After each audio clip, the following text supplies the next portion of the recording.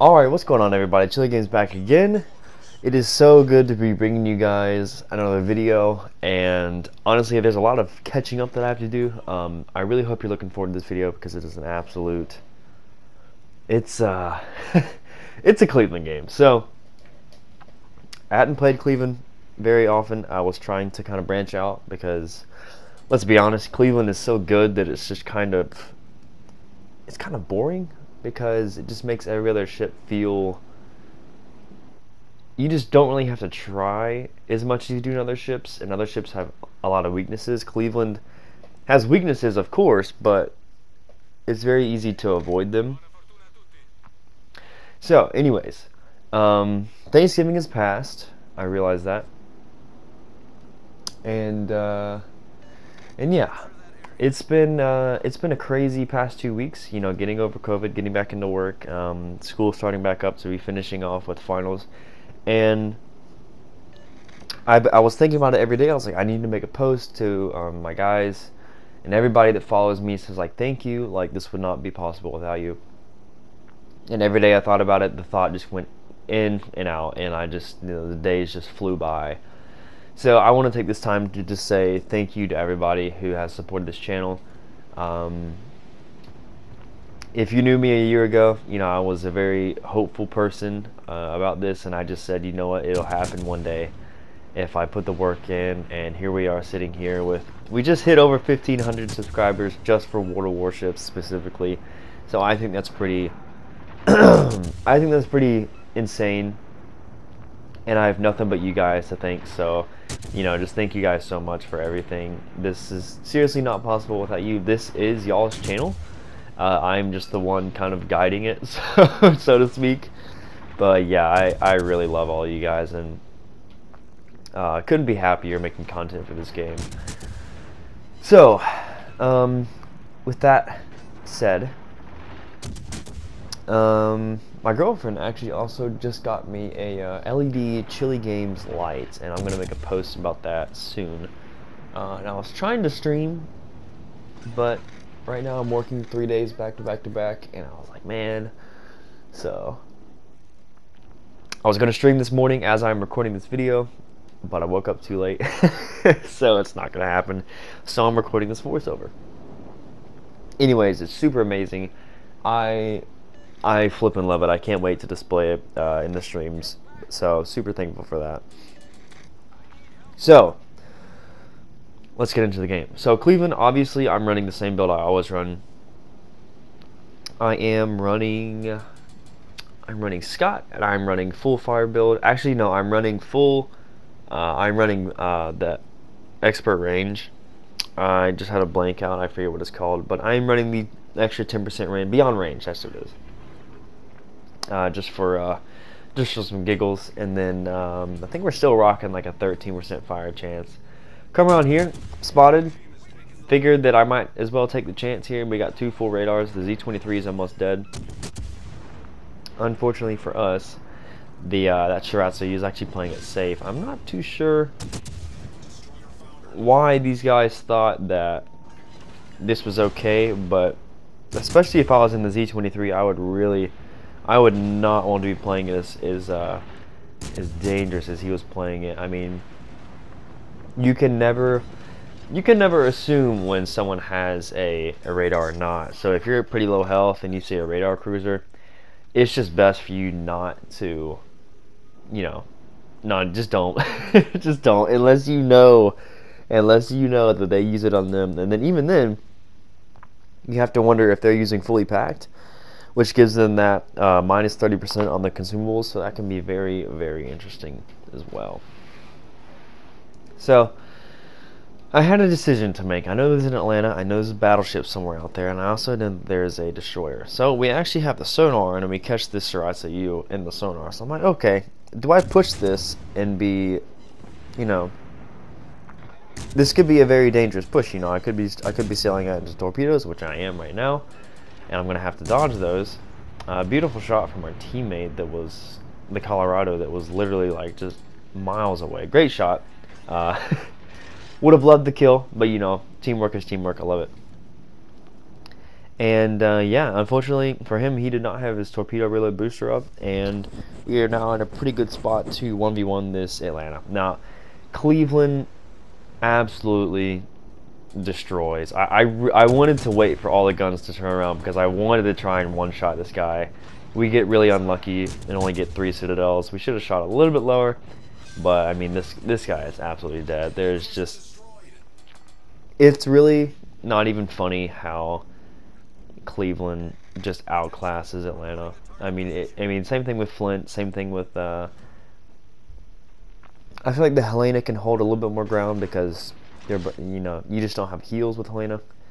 But Atlanta and Flint are just the much younger brothers of the Cleveland, and it's not even funny. So now what do we have to do? There is an enemy division on the other team, so I am worried that they are taking apart that spawn over there, and it seems to me like they are. So I'm like, okay, we have got some work to do. I am a Cleveland, but I'm going to have to play this cap here. I'm going to have to do this cap as soon as possible. But I was also waiting to see where this battleship was, because he was last spotted exactly where he is now. So I'm like, okay, that's not too bad. I can use this island for a little bit, but I doubt I'm going to be able to kill him. So what's probably going to happen is I'm going to have to back around this island, or maybe just get a couple broadside shots at him. So he goes undetected here, and I have no idea how he goes undetected, because you see both of our Colorados are, their Colorado and our Colorado are in the same little like gap here. I don't know how their detection was that small. But anyways, he gets spotted at the perfect time. I'm shooting over a small little island here. And luckily for us, Cleveland just shreds in the situation. Colorado is the punching bag of WoW's Legends. It just does not... It takes a very good player to make Colorado work. And if you're grinding through this ship right now, in this game that we have right now, I am sorry. That really sucks for you. If you come against anybody that knows how to, especially if you're broadside, if any cruiser player knows to switch to AP, it is just not fun to be in a Colorado. Then HE shreds it as well. You saw me getting like ridiculous amounts of damage with EOP, triple fire. So what I'm going to try and do here is I'm going to try and cut this angle and end this guy pretty quickly with AP. I know I can do it within a couple salvos. Unfortunately, he's angled just enough to where our shells aren't doing much, and half of our shells are going into the superstructure for no reason, but that's all we need. He didn't get to shoot, and I was also doing that because last time he shot, he was shooting HE, so I was banking off the fact that, hey, this guy is shooting HE, so I'm going to rush him. So, oh yeah, I just realized that this is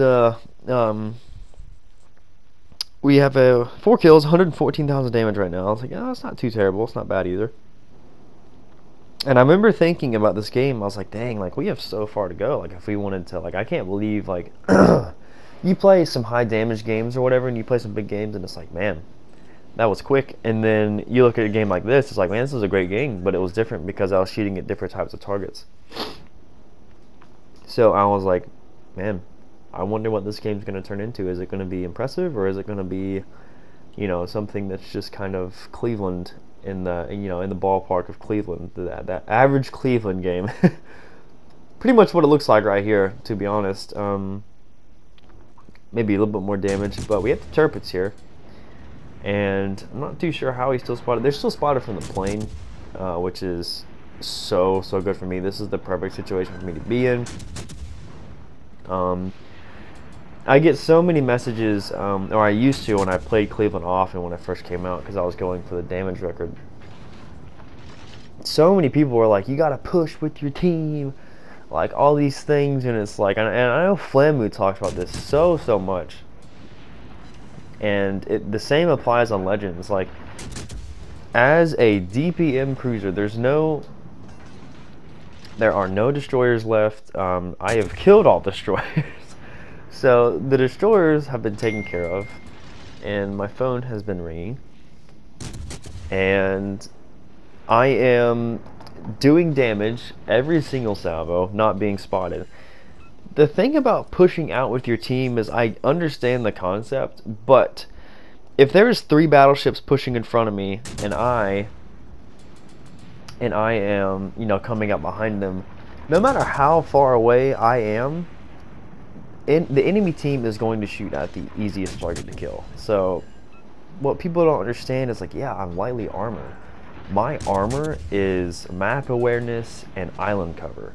That is my armor for the game. So I can't just, you know, sail out and be like, yeah, I'm gonna support my team. My support has to be done from the back, shelling damage as fast as I can. Now, enemy Poseidon. This was quite a bit of a matchup there, because obviously I love the Poseidon, and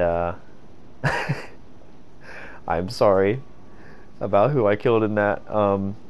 Joined this game and he messaged me, and I was like, oh man, I'm sorry if this goes how Cleveland goes, and this might be a game. So Prince Eugen versus Cleveland right there. He obviously got some decent damage even when I was angled, but the DPM differences, and you know, me just as long as I don't show broadside, I can get all my guns shooting, and it's just with HE only, it is just over. It's Cleveland is not even in between that 10-kilometer mark, unless it's a Baltimore or something like a Mogami that's kiting away, or a Taga that's kiting away.